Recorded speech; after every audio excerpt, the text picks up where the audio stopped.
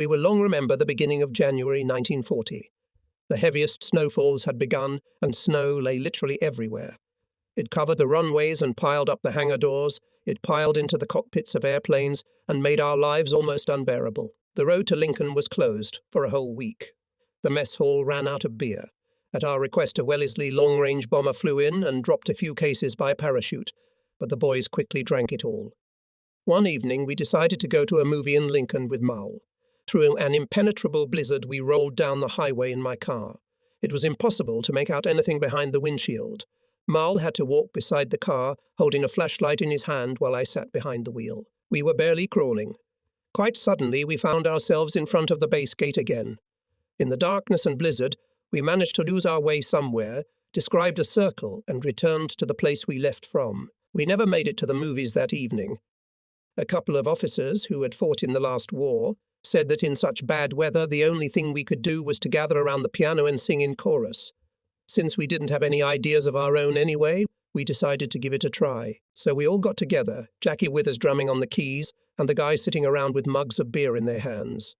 I had orange juice, though, and we sang along, tearing our throats out. A lot of songs were sung, some good, some bad. One night, Oscar burst into the dining room laughing. It was so unlike Oscar to laugh at the top of his lungs that we asked him if he felt bad. He squeezed out with difficulty.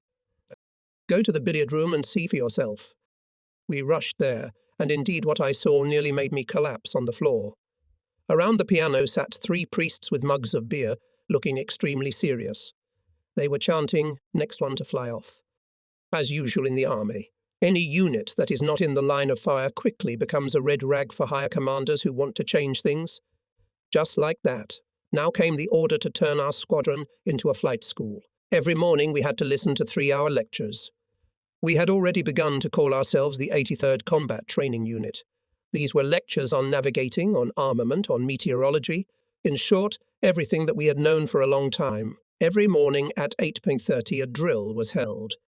There were arranged verification of personnel so that the commanders of the links could make sure that everything was in place. Life became a nightmare. It was brightened only by 2-day leave. During this time I managed to get to Sheffield to see Eva, who was performing there with her troupe. At the end of January, the snow began to melt and rivers of water flowed over the airfield. The women's auxiliary barracks flooded, which gave rise to several conflicting rumours. Both squadrons were to move north to Kilnos and Lossiemouth to hunt for German submarines and, if necessary, to strike German ships.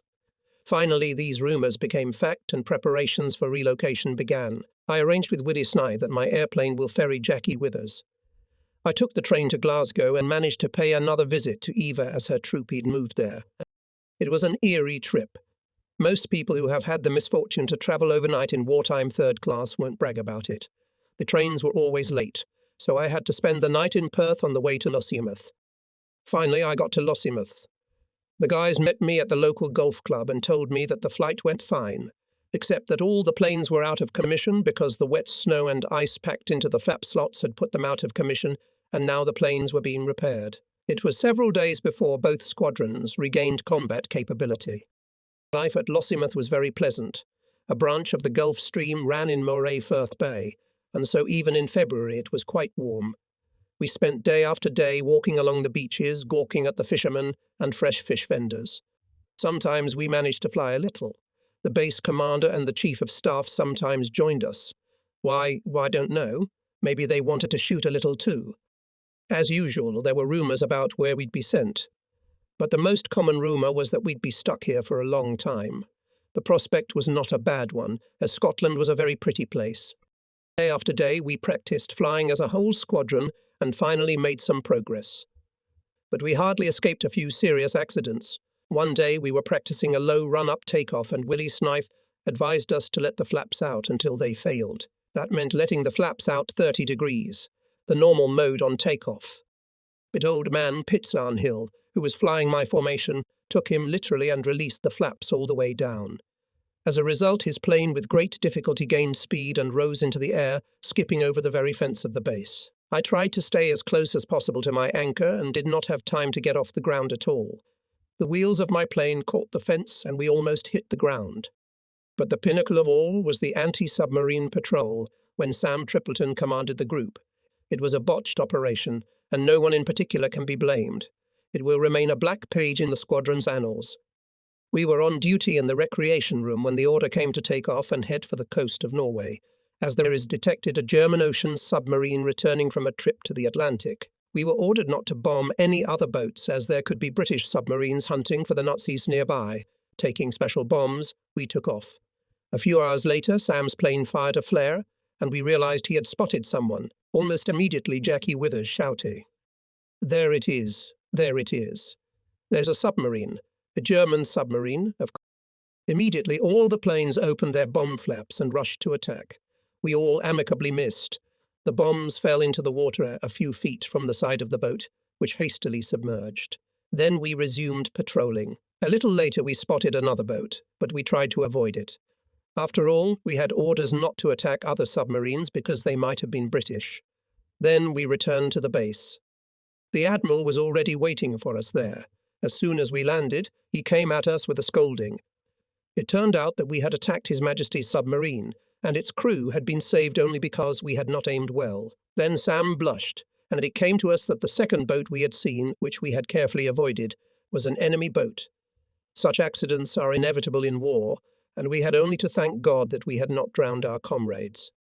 In Lossiemouth we were invited to parties more than once, and the locals were not stingy with Scotch whisky. However, we had more than enough to do. More than once we took off to patrol the North Sea, but after a few hours in the air we returned without finding anything. I had never seen such a desolate sea in my life. However, we were grateful to fate at least for the fact that the weather held good. Fortunately, before we were bored with these fruitless sorties, the order came to return to Scampton. We were all terribly glad when the wheels of our planes touched good old Scampton dirt on March 19, 1940. When we looked into Saracan Head that evening, it was unusually empty. We didn't realize it at first, but then we learned the reason. The next day, the newspapers reported that several squadrons of Hamptons had flown to Zilt in retaliation for the German air raids on Scapa Flow and Firth of Forth. Our operation was unsuccessful. The Germans claimed to have suffered no casualties at all. They even invited American journalists to see for themselves, but did not show them the Northern Seaplane base at Hornham, on which most of the bombs were dropped. One of our pilots mistakenly dropped bombs on the Danish island of Bornholm, but it was an understandable mistake. Our planes were bombing from an altitude of 2,000 feet, and the searchlights of Hornham, only 2 miles away, blinded the pilot. Most of the pilots involved in this raid had never been on a real combat mission before. Reading their reports proved to be very entertaining. They found the anti-aircraft fire very interesting and amusing, the searchlight beams elegant, and in general everything was well, except that no one hit the target. The next week we started night training flights again. We had to fly over the snowy fields of England at an altitude of 2,000 feet, using maps. Sometimes we were off course, but with each new flight we felt more and more confident. It was beginning to seem to us that the command would now use the Hamptons only for night raids. During the day they were too defenceless. At this time the Germans began to use against England a new secret weapon: magnetic mines. At first, everyone wondered how they managed to put these mines so close to our ports and river mouths. The fleet well guarded all approaches to the island and did not let even fast boats. It was therefore decided that the mines would be placed by seaplanes. Most seaplanes took off from bases between Sylt and Borkum on the northwest coast of Germany. Therefore, the head of Bomber Command gave a secret order. Our bombers were to patrol between these islands at night and drop bombs on any light track on the water to prevent the minesweeper planes from taking off and landing. Oddly enough, these flights were quite successful. We even managed to disrupt the seaplanes' mine-laying activities. But then they began to use for this purpose modernized Ne-111. These bombers took off from airfields in Germany, so in the first days we could not do anything with them.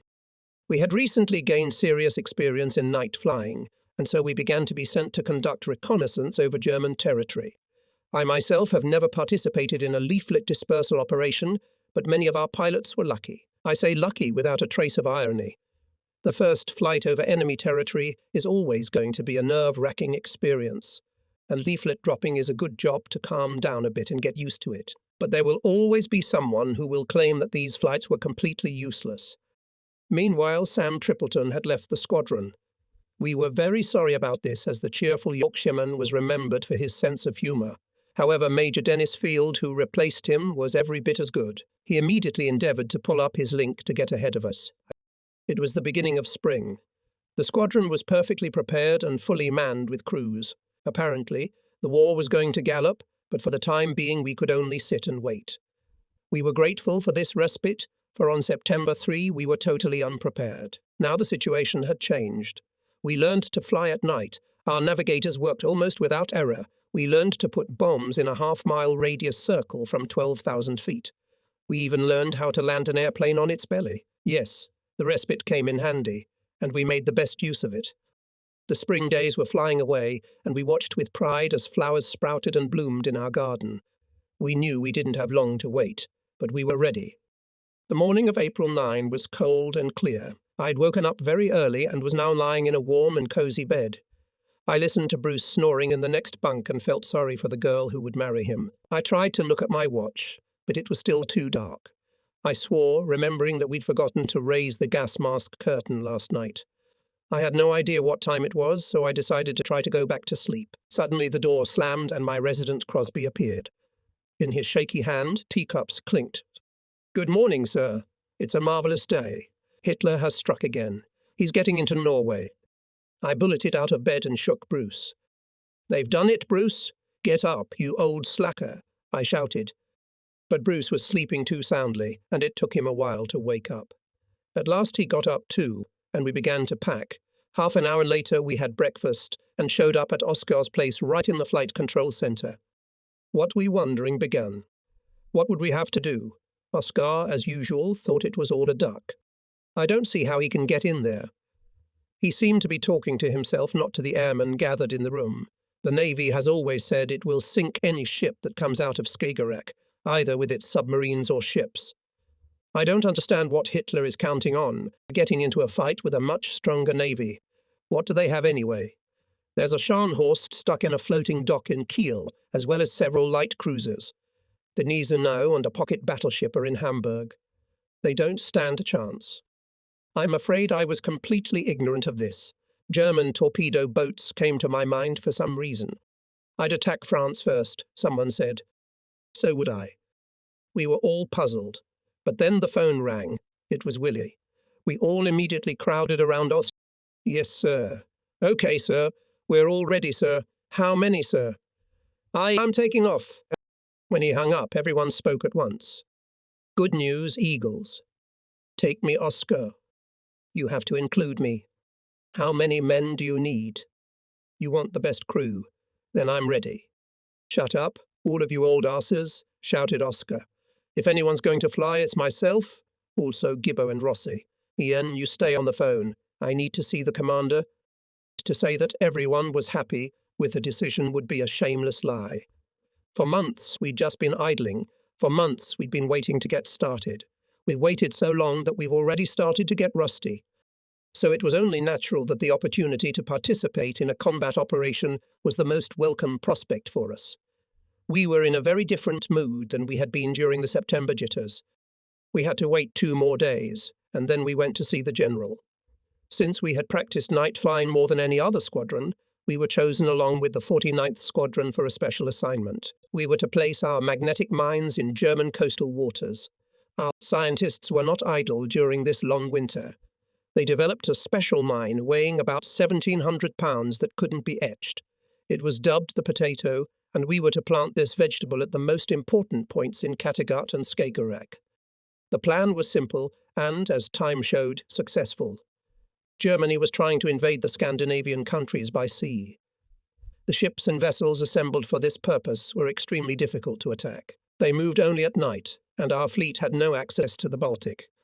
Although the port of Kiel was packed with tanks, guns and soldiers, we did not bomb it so as not to harm the civilian population.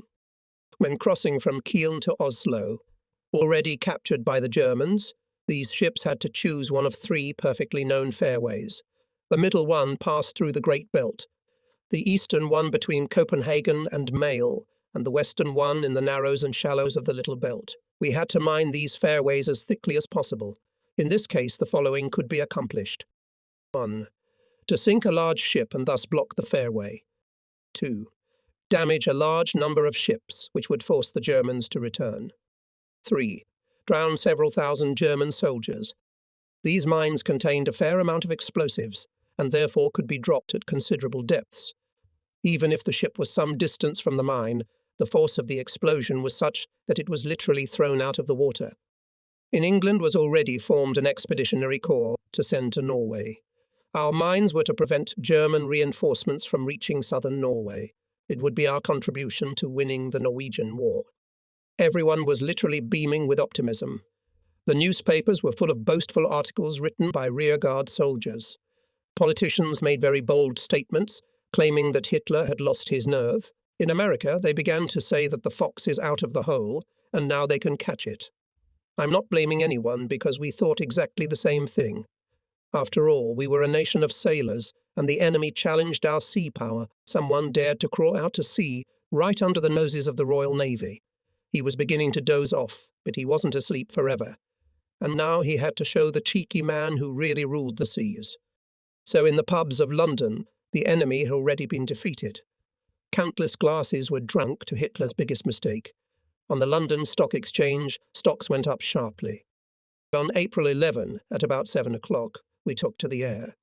The orders were very simple. We are to place mines in the middle fairway at a specified point.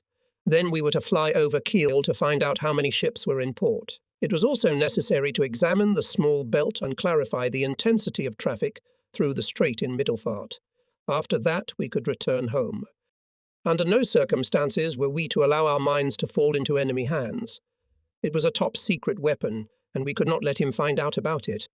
If we could not reach the specified point, we should either go back with the mines or drop them in the open sea. In case the airplane crashed over land, we were to abandon it immediately so that the machine would crash into the ground and explode on its own mines. As we took off, I thought about all this. We were terribly glad to be going to war at last, but at the same time we feared that the engine might fail over land. Then we would have to jump over enemy territory, which meant inevitable long captivity. The journey itself went absolutely smoothly. We went out to the designated point and watched the mines fall into the black, bubbling water. Then we visited Kiel, keeping at a safe altitude. It turned out, however, that low clouds covered the harbour, and we could see decidedly nothing. Then we turned toward Middelfart and found that the railroad station was bustling with life, and we wished we had a couple of bombs. As we circled over the town, we saw that the most visible landmark for miles around was the bridge, a fine steel structure reminiscent of the bridge over the Firth of Forth, though not as large. We also noticed that the shores of the strait were covered with ice, even though it was already April, so we could assume that it was quite cold on the ground. After spending 8 hours in the air, we returned home. At Hampton, the pilot can't get up from his seat, so my whole body got stiff during the 8-hour flight. Spending 8 hours sitting down is very hard. But the worst is ahead of you, when at the 9th hour you start to straighten up. That raises another interesting question. I usually answer it with, we don't. But when necessary, you have to use beer bottles or flare casings. Sometimes a long rubber tube is used, the end of which is threaded through a hole in the belly of the airplane. Incidentally, technicians who dislike their pilot tend to tie it in a knot with dreadful consequences. But I will repeat that to the overly curious I always answered, no, we do not. 2 days later, there was a commotion at the base. A report came in that 4 ships full of soldiers had sunk just at the spot we had planted our vegetables. We were completely satisfied, and the other pilots did not hide their joy. Our weapons had worked. On April 14, we received orders to place mines near Middelfart. A big operation was planned, in which about 40 bombers were to take part. In the meantime, the weather had deteriorated, so a meteorologist was called in. He explained that a warm front was moving west towards England at 15 mph, bringing clouds and rain with it. When we would take off, it would be 100 miles offshore, which meant we would have to land wherever we could after returning. At first we flew by compass only, and when the clouds cleared a little, the coast of Denmark appeared ahead. Jackie Withers was quick enough to locate the southern tip of the island of Sylt. Then we set course for the straits. As we flew over Denmark at an altitude of 2,000 feet, we hit low clouds.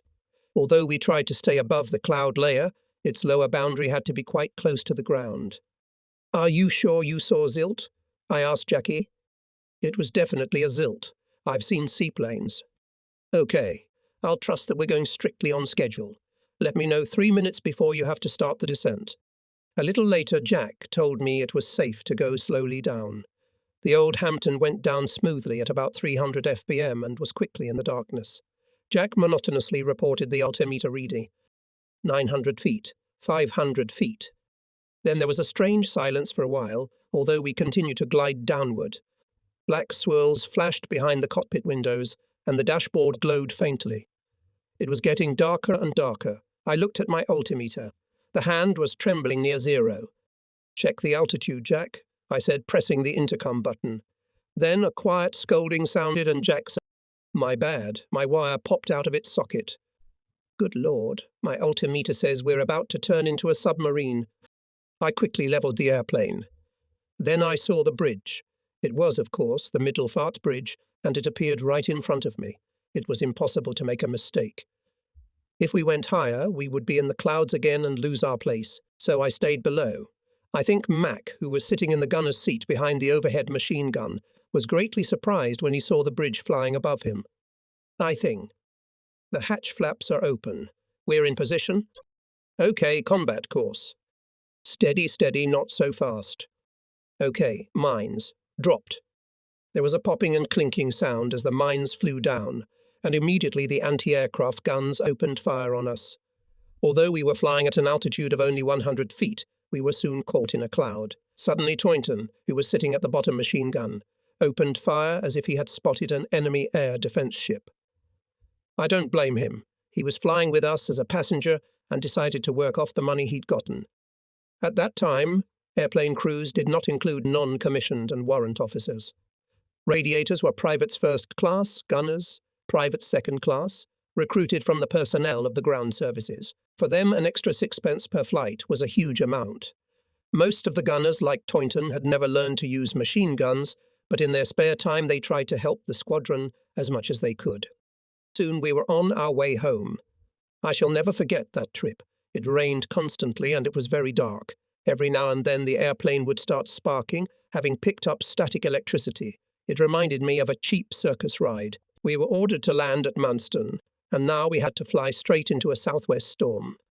Our speed relative to the ground did not exceed 100 mph. After 2 hours, the lighthouses on the coast of Holland showed below us. Manston was to be expected for at least another 2 hours. Many pilots were flying solely on instruments, and at times they had a strange feeling. They suspected that the instruments were lying, and therefore the airplane could turn upside down at any moment. I was no exception in this respect. I had to shake my head constantly to get rid of the obsession that I was flying upside down.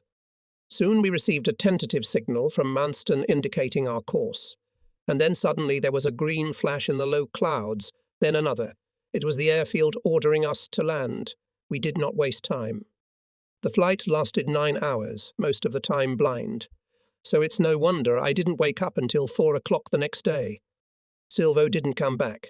He got the signal from the airfield, but skipped across the channel to the Atlantic. We never saw him again. In 49 Squadron, 2 crews didn't return. Both pilots were married. I felt sorry for the poor squadron adjutant who had to break the news to the widows. Air Major Lowe went astray and crashed near Newcastle. His gunner was killed. The whole night was a nightmare. Of all the airplanes that went up, Jack and I were the only ones who put the mines where they should have been.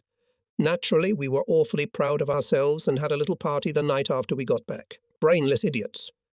If we flew at night, the other squadrons did their business during the day. Hampton's 5th Group made long-range sorties to the coast of Norway, looking for German ships, usually cruisers, which were stationed in the fjords. Once 2 squadrons were on duty all day, preparing to attack the cruiser Leipzig, which was stationed near Hilversum. 3 times the order to take off came, and 3 times it was cancelled. I don't know who gave these orders, probably someone in the Admiralty, but this man acted like a child. They were ordered to take off. As soon as the planes were in the air, a red flare flew from the signal tower and the planes had to land. If their lordships had heard what the pilots were saying at this time, they would have just drowned themselves. Finally, at 3 o'clock in the afternoon, the final order came. When the planes reached the coast of Norway, it was already dark in the fjords. Fog had lifted and visibility had deteriorated sharply. After a fruitless search, the frustrated pilots turned. Their lordships were furious. But Group Commander Air Vice Marshal Harris remembered Napoleon's words: order, counter-order, chaos.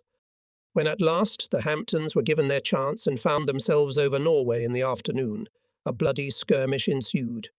The pilots had orders to stay in close formation so that if fighters appeared, they could meet them with concentrated fire from all machine guns, but the Germans were no fools.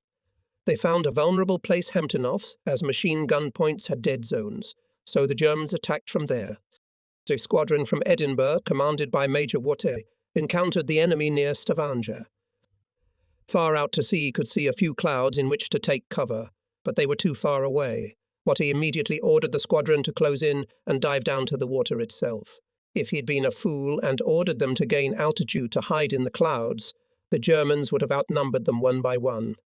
However, our pilots met with Me-100 fighters, which had a single machine gun capable of firing sideways. They chose a specific method of attack. The Germans flew parallel to the group of Hampton at a distance of about 50 yards just ahead of the British.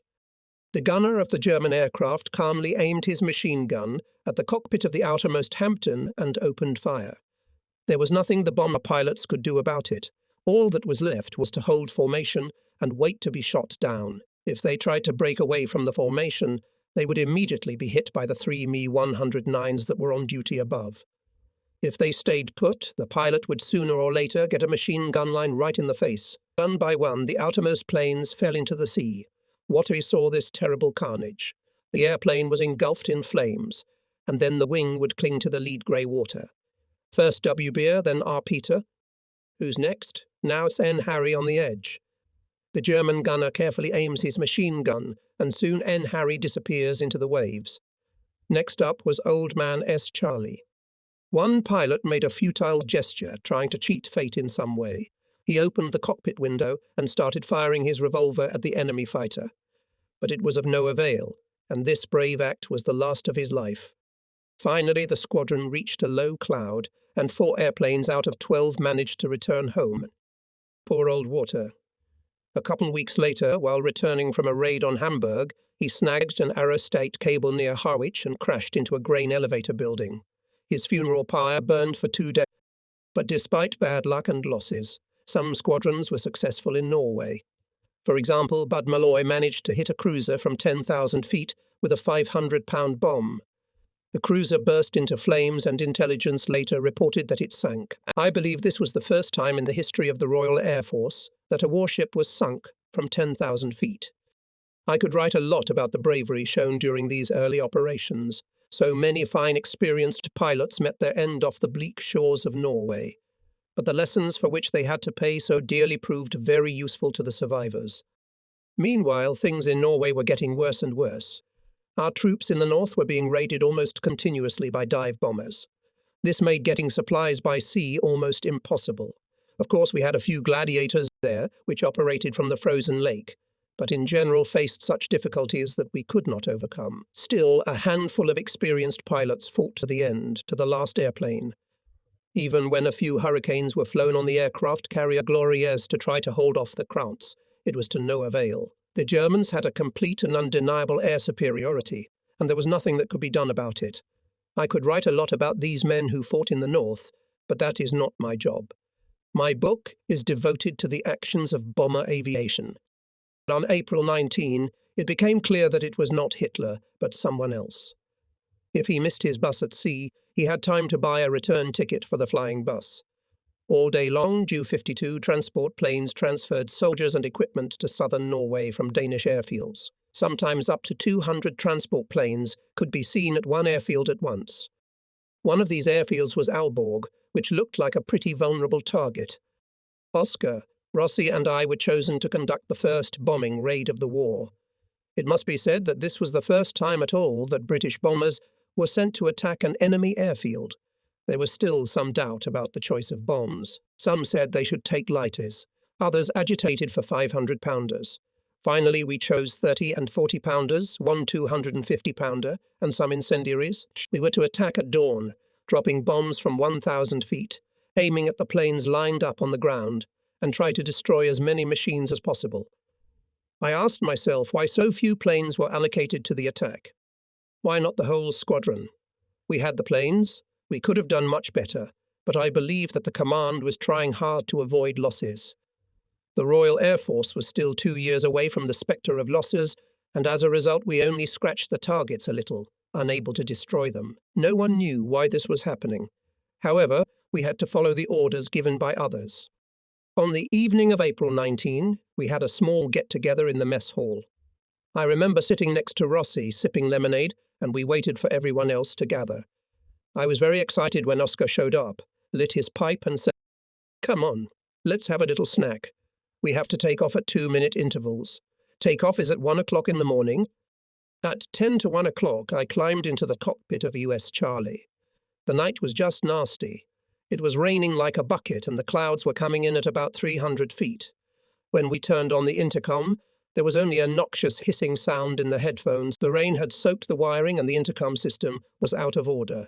I cursed Mac, who was desperately trying to get it working. Oscar's plane took off with a roar, followed by Ross's. Mac tried his best, but the water wouldn't give up either. Finally, we had to transfer to Jack Kynock's plane, which was considered a spare. We managed to get in the air. We knew we could be too late. After the first strike, the air defense system would be on alert and we'd be in trouble. For sweetness' sake, it turned out that Jack's plane had very tight controls. I could barely move the ailerons. When we reached the Danish coast, we set a course for Aalborg. Suddenly we were flying over some ships. It couldn't be. We were flying over land. Where were we? Jack didn't know, and I didn't know any more. "When will we be over the target, Jackie?" "In about 5 minutes."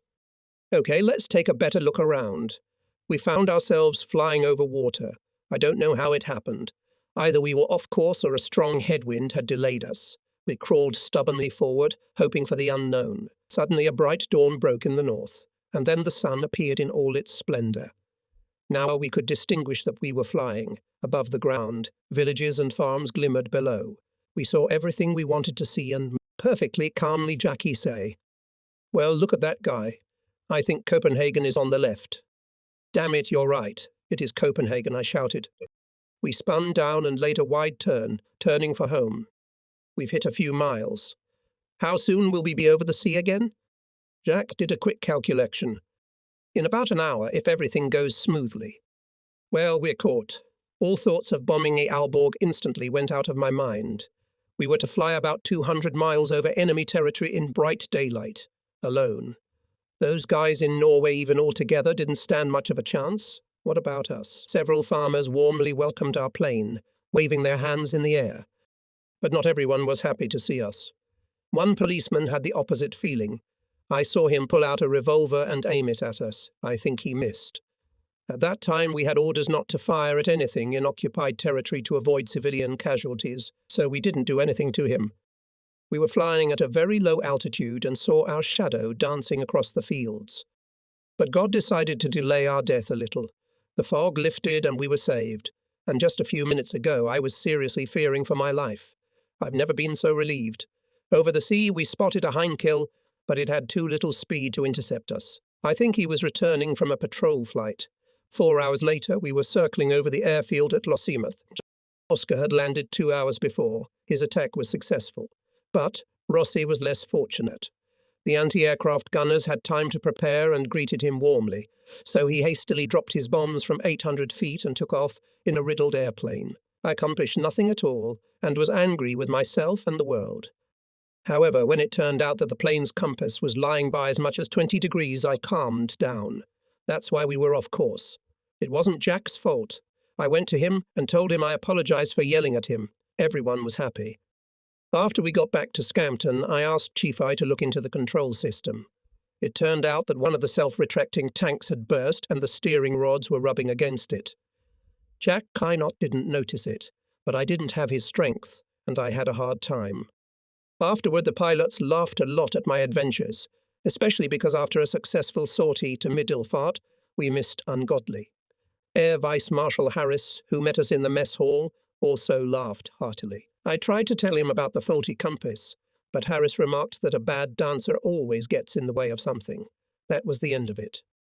The next night we flew out to Oslo Fjord to put mines there. The flight went smoothly for me, but Joe Collier managed to drop his vegetables a few yards off the side of the battleship and said he didn't like it too much. Major Good, an Australian, was wounded in the face and hands by shrapnel from a shell that exploded almost right in the cockpit. But he was lucky. The navigator managed to pull him from the pilot's seat and sat at the wheel himself. They managed to do this difficult operation at an altitude of only 50 feet, at night in the glare of enemy searchlights. Poor old Crappy Kitson had problems of his own. His pilot, Swenson, a native of New Zealand, had flown right over the battleship and had gotten his arse handed to him. Crappy was shot in the face and lost both eyes. I felt just awful when I heard about it. The worst thing is to lose your eyesight. All in all, we received a pretty warm welcome. Several other airplanes were damaged. 3 cars didn't come back at all. Johnny Johnston crashed already in England on the way back. The whole crew was killed. Poor old Johnny was married. I knew his wife very well. She came to collect his things the next day, and it was just pitiful to look at her. The wives of the pilots who lived near the airfield were under constant stress. They spent the whole day in tense anticipation, and deep in their hearts, they knew that one day black news would come to them. Much could be written about these courageous women, and I hope one day to do so. By the end of April, it was clear that everything was over in Norway. We began evacuating troops from Trondheim. It was impossible to get supplies into Norway under constant bombing. First our soldiers retreated, and now they were forced to evacuate altogether. Poor things. I felt sorry for them. They had fought in all the wars and won all the wars. You can have an air force. You can have a navy. But only infantry can take enemy territory, and only infantry can get away with losing men and losing honour. In early May, we conducted another sortie to lay mines. This time the target was Copenhagen, and Snythe said snidely that Gibbo knows it well. Jackie outdid himself this time, and the whole flight took only 6.5 hours. We returned at dawn. No one felt tired, so we uncorked a bottle of beer to celebrate our success. But that's when Oscar walked in. Everyone's gone back, except Pitcairn. Nobody hurt anything. Old Pitcairn was beloved in the squadron. We sat down in a circle and waited for news. An hour went by, another hour went by. Then the muffled sound of an airplane engine came from the east.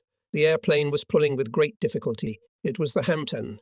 A black dot appeared on the horizon, growing agonizingly slow. We saw that the airplane was flying with the landing gear released, and we could read the letters on its side. B.O. Indeed, it was Pete. Well, thank goodness, Oscar said. Now we can get down to scrambled eggs and bacon. Pete later told his story. When he arrived at Copenhagen, he found he couldn't open the bomb hatch. He tried every method and finally made a mistake. He pulled the emergency landing gear release handle. The cylinder exploded and damaged all the hydraulic systems, and on top of that, it also released the landing gear. It was only then that Pitcairn realized what he'd done. He should have gotten out as soon as possible. Dawn was breaking over Copenhagen. Pete couldn't move the landing gear, he couldn't open the bomb hatch, and the mines were still in the plane. So Pitcairn turned for home and flew on, somehow holding 120 m. He managed to cross Denmark in broad daylight.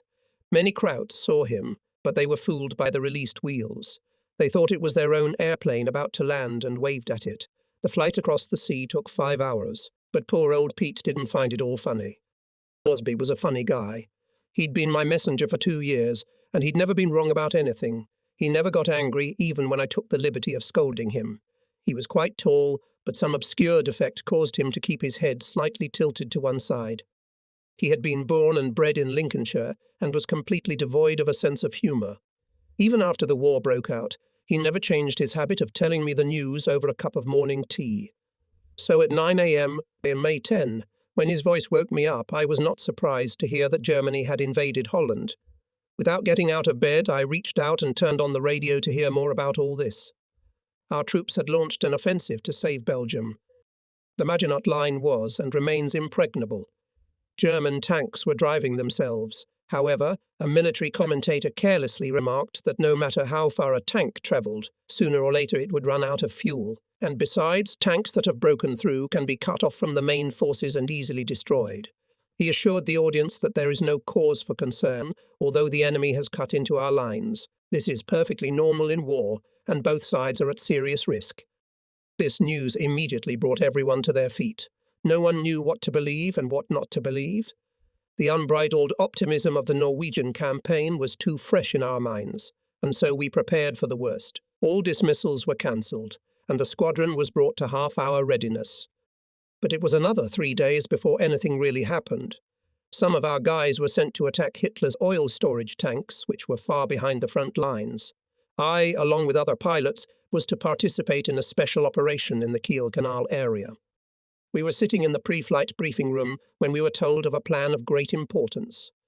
If we fully completed the mission, we could paralyze enemy shipping. We were also given the unpleasant news that there were barrage balloons every 300 meters along the canal, and all the bridges were covered by a multitude of anti-aircraft guns and machine guns. Apparently the canal was a difficult target. Oscar, Joe, Pete and I smoked for a long time. Suddenly Oscar started writing something on a cigarette packet. It didn't take long and he handed the packet to Harris, the squadron adjutant. He was a rather old grey-haired man and had fought in the last war. Oscar said quietly, "I want you to read this in the mess hall if I don't go back. You will do that, won't you?" An uncomfortable silence hung. I put out my cigarette, and we walked out into the night. The journey had been difficult. None of us made it to the target, and we all brought the bombs back. The weather was just awful. Low clouds were literally clinging to the tops of the hills, and it was unthinkable to locate the channel in this solid shroud. The next day Pete and I volunteered to fly there again, and this time we were lucky. The weather had improved. The flight was fairly easy, and we did everything that was required of us. However, in those days air reconnaissance was very poor, and we would not know the results of the attack until after the war.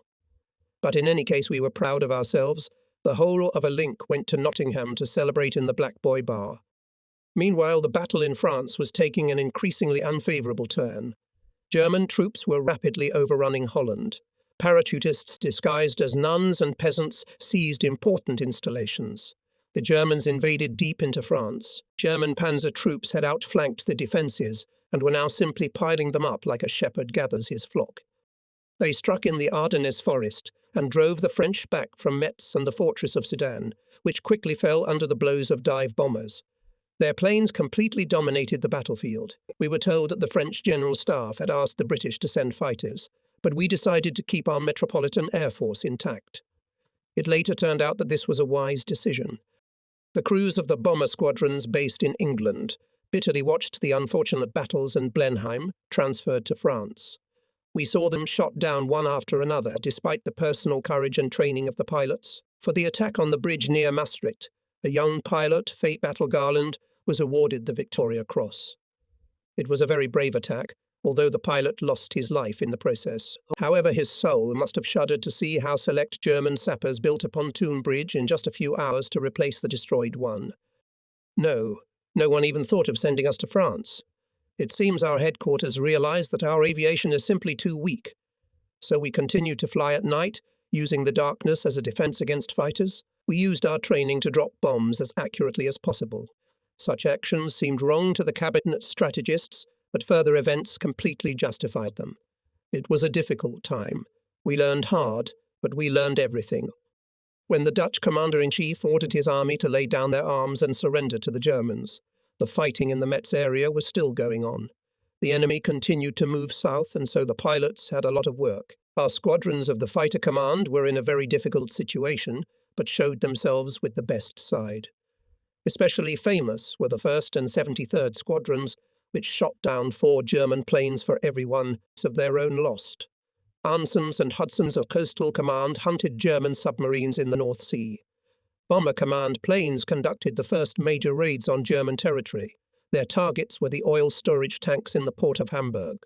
None of us, who sat around the receiver and listened to the bulletin, had no idea that 3 years later this city would be destroyed by the same weapon, our bombs.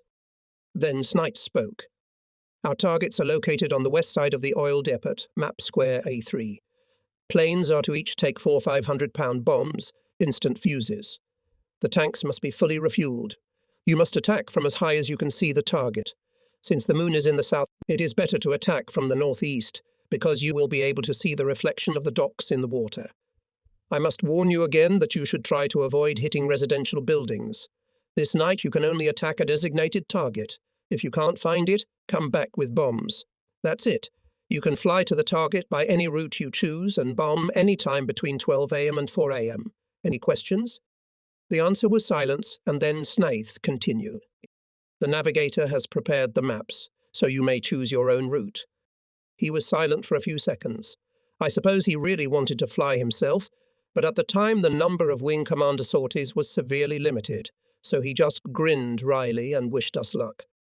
The base commander came in, and all the pilots jumped up.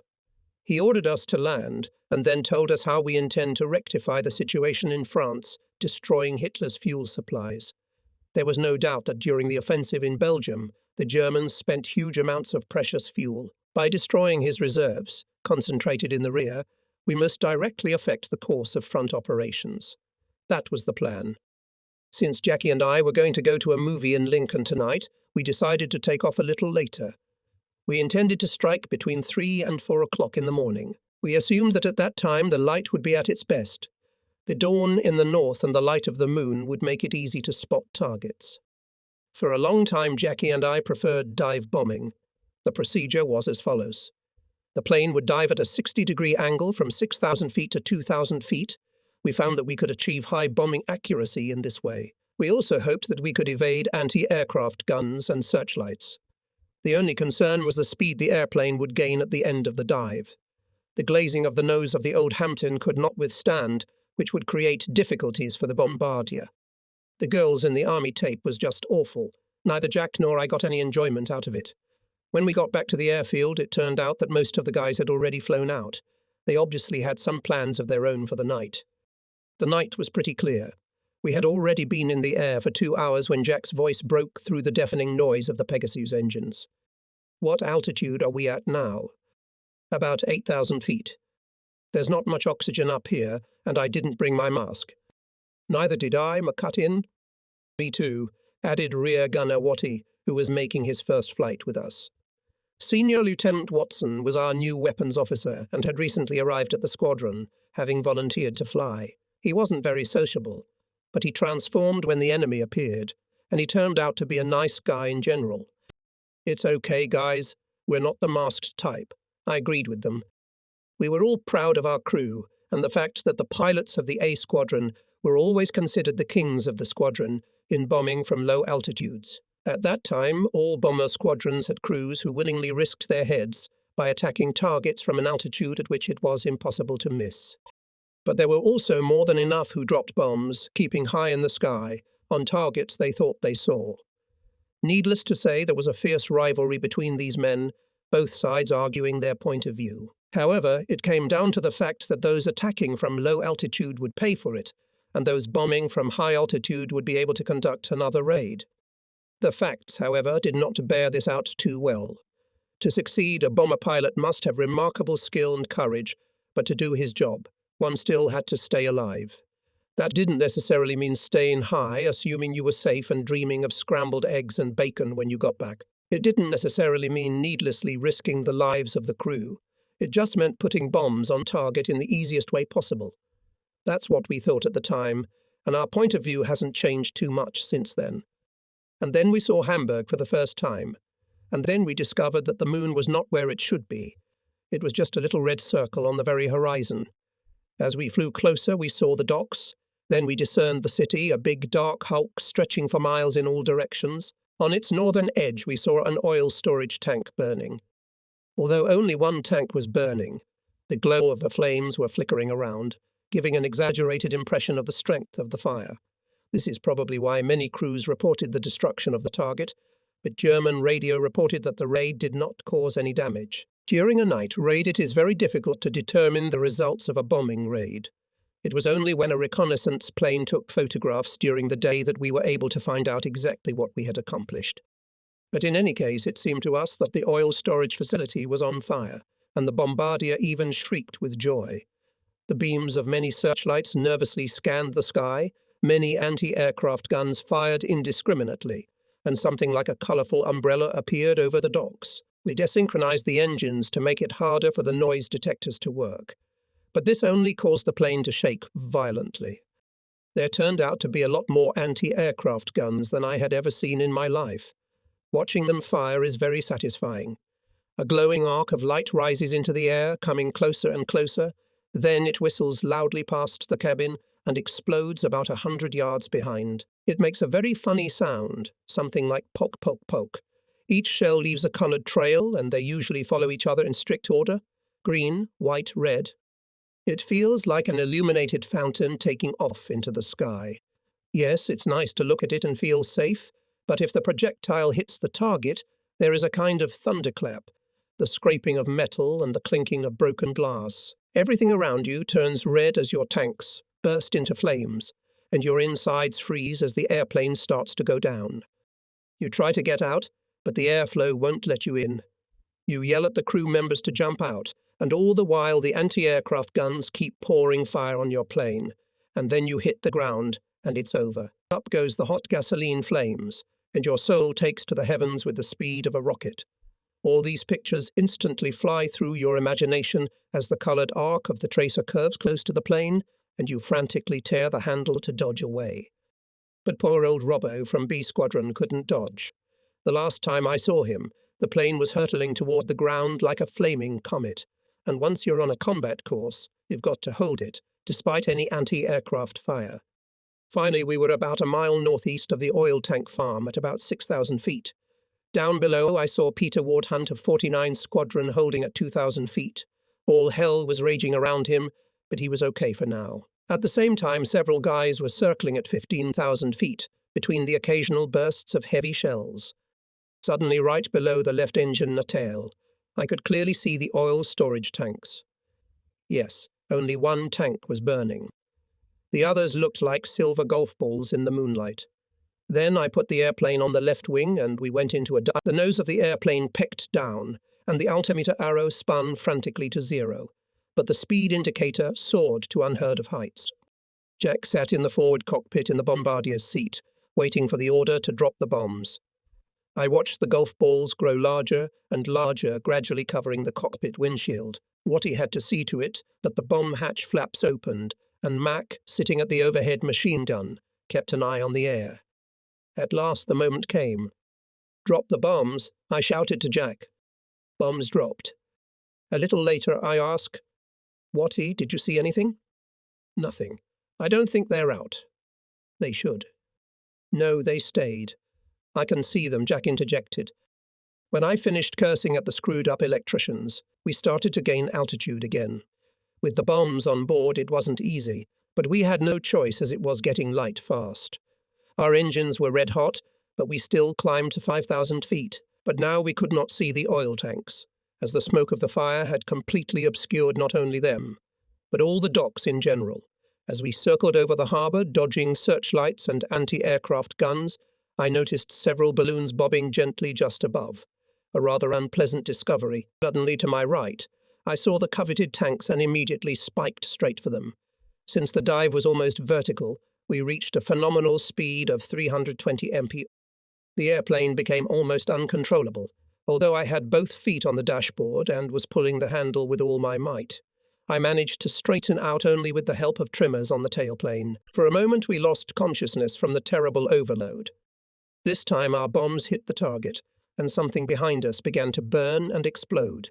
Since we were diving too dashingly, we found ourselves right in hell. 2,000 feet above the center of Hamburg is not a very safe altitude. Anti-aircraft shells whistled around us, and every now and then there was a horrible poke, poke, poke. Then several broad searchlight beams stabbed right into the airplane, and we were practically blinded. Duck was saying turn right, turn left, but I knew he couldn't see anything. I ducked right into the searchlight and fired my course machine gun. I think I yelled wild, "Take that, motherfucker!" The searchlight went out, and I thought with bloodthirsty joy that it would be a good idea to kill the operator. I quickly glanced to my right and saw that our right wing was on fire. That was the end of it. The best thing to do right now would be to jump out with the parachutes. So I pressed the emergency abandon aircraft button. However, it didn't work. I took another look at the wing and swore. It was not fire, but a bent piece of metal that shone brightly in the beam of the searchlight. Then I said to Jack, "I think we've been hit. That's funny. You'll laugh even more when you find out we've got a couple 100 feet of balloon cable wrapped around the wing," he replied. Of course, Jack had exaggerated a bit. But we had indeed snagged the cable, and the strange behavior of the plane was attributed to damage from anti-aircraft fire. Finally, we got out, exchanged a few pleasantries with the air defense ships on the roadstead, and safely reached home shores. It was very nice to see the English scenery under the wing.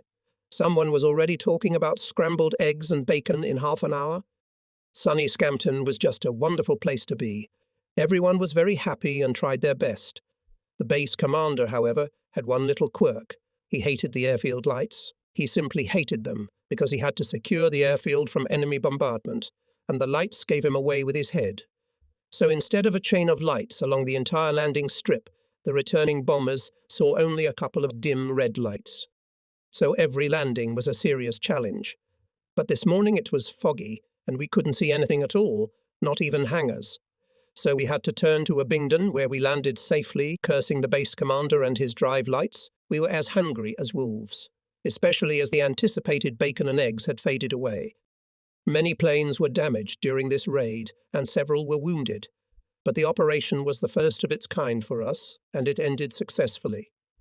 Most of the planes went on target at low altitude in the best traditions of the Royal Air Force. On the other hand, one major bombed from 16,000 feet. His bombs caused a fire that helped us find the target. He was awarded the Distinguished Flying Cross. Thus ended a typical early 1940 raid on German territory. I have described it in such detail to show how much the nature of operations changed later. The first raids were planned in a completely futile way. We could choose the route. We could bomb from any altitude and any time. Sometimes we could even choose which bombs to use. We were hardened individualists, but to tell you the truth, our actions were not very effective. Apparently, of the total number of bombs carried that night by the A planes, no more than 10% hit the target. A few days later, we visited the same place again, but the clouds were too low. The lower limit of cloud cover was only 500 feet. It was simply unsafe to drop bombs from that height. Oscar was the only one who ventured out, and his gunner reported that one tank flew into the air above the plane. I believe poor Dennis Field tried to do the same thing, however, he did not return. He was a remarkable man. The next day I was talking in our dining room with his wife, Joan. She was packing up his things to take home. I remember that she didn't immediately find his movie camera, which turned up in his flight suit locker in the B Squadron lounge. Joan was a brave woman, but everyone was like that at that time. For the next few days we didn't fly. First of all because the weather was nasty, but other than that, it just wasn't necessary. The situation in Belgium and France continued to deteriorate. But in England, the constant fogs closed the airfields, so God's will prevented us from taking part in the fighting. But the Krauts at this time began to conduct raids on English territory, although still small forces. A group of 12 Do-17 bombers crossed the Yorkshire coast near Whitnessea and attacked the large airbase at Morpeth. It was a fine airfield reminiscent of Scampton, but the Dorniers did their job perfectly. They bombed all 4 hangars and destroyed all the major buildings, including the officers' mess hall, workshops and kitchen. Only the sergeant's mess hall survived. Either the Germans missed or they simply ran out of bombs. The Germans may have been pleased with the results. They probably were. However, they knew that our fighters were fighting hard in the south of England, but now our fighters were on the alert. Although the unfortunate building had been damaged, not a single Dornier returned to base to report it. All of them were shot down over the sea. Our trawlers picked up several German pilots who asked only one question. "Where did your fighters come from?" "We thought they were in France." The break in flying we tried to make the best use of and went to Lincoln. In this town we found a pub with some pretensions to sophistication. In this den, nicknamed Snake Pete's, young maidens were entrenched, grooming foolish young officers. They would literally hang around their necks, begging for a treat. We called them love priestesses, but only a few of us risked dealing with them. We were all in good health and we weren't going to risk it. One officer, whose name I will not mention, behaved a little differently. He left our company and invited a slender blonde to have a beer. They started talking sweetly about something, but soon we noticed that their conversation was going sideways. And then came the explosion. "Give me back my damn beer." He yelled and ran back toward us, holding his can and her half-drunk mug. She jumped up too and started swearing at the entire bar. "Something wrong?" one of us inquired. "She didn't want to pay," declared young Romeo, hurriedly finishing both beers. Oscar muttered. Geez, you're a chump. Come on, Gibbo, let's go to George's. We can sit there for a couple hours. The evening was very dark, and the moon had not yet risen. Travelling by automobile with darkened headlights was a matter of no nonsense, as I had previously experienced. This time I saw two thin white lines that disappeared as soon as I blinked. A very disturbing and dangerous situation. Eventually I peeled off the camouflage shields and we rushed toward George at a dangerous speed. The guys in the back seat were singing songs. A policeman bored on the side of the road must have been astonished to see a car with its headlights on fire, its occupants yelling something in drunken voices. He immediately called the next police post. I still tried to carefully keep to the left side without crossing the centre line. Oscar was yelling right in my ear. Faster, faster. Suddenly, a red light appeared right in front of my hood in the middle of the road, slowly swaying from side to side. The car no longer had time to slow down or turn. I realized that. I was drunk out of my mind. I knew that too. I wasn't thinking straight, and everyone knew it, so I just stepped on the gas. How we didn't kill the officer of the law is still a mystery. All I remember is that the flashlight went one way and my feet flashed the other. After we had driven quite a distance away, I turned off the headlights and drove down a country lane. The guys were well aware of what we had done and didn't say a word. We struggled to catch our breath, like a submarine sneaking into Hamburg harbour. Then we waited about 15 minutes. One by one, the pilots went straight across the field to George. A little later, a few more of our guys showed up, and when we touched down, the noise picked up again. And the next evening I had the pleasure of supplying a drink to a country policeman who told me that he had nearly been run over to death by a drunken farmer returning from a fair in Lincoln. Although we did not make any sorties for 3 or 4 nights, we did not loiter during the day. Jackie, Dickie Bunker and Bill Tweedale got their own crews to fill in the gaps caused by the losses. This meant that I was left without a navigator. However, my gunner, Watty, claimed to have learned something during the past year, so I decided to give him a little test by flying an outbound flight in an old Anson. He had quickly mastered the art of map reading and learned the basics of piloting pretty quickly, so I could count on him in a pinch. In all, we spent about 15 hours in the air over the 2 days, which was not easy at all, especially for Watty, who was over 30. He had already missed the best time to study. On the last day of our forced vacation, I called Eva and asked her to come over to introduce her to my guys, if there were no flights that night. But, as usual in such cases, things went south. The night she arrived, I had been sent out to play whack-a-mole with, and it was up to my friend Ian to meet her. Together they watched me take to the evening sky in an old airplane and went out to dinner. For the next few nights we shuttled between Dusseldorf and George, Mannerheim and Petewood, Kiel and Lincoln. But you can't burn the candle at both ends. I didn't manage that either. By the end of the month I was so exhausted that Willie Snithe gave me a week's vacation. The day before I left I was met by Harris, the squadron adjutant, and told that I had been awarded the Distinguished Flying Cross. Oscar, Rosie, Bill and Dickie had also received this award. This was good news that we had admittedly been waiting for a long time. There were smiles all around. I immediately called Eve and invited her to Snake Pete's. That's where all the guys were going to be. It was a nightmare. The party was amazing, but the next day was much less pleasant. At about 9:00 a.m. Bruce called me and said, "Good news for our guys." "What guys?" I asked, still not fully awake. "The Oscar and Company. They got the Distinguished Flying Crosses." I almost queried myself, but decided to look at the papers instead. Yes, he turned out to be right. Everyone got awards. Except me. I went to Brighton with Eva, extremely disappointed. I'd had such a great time last night, and it had been a waste.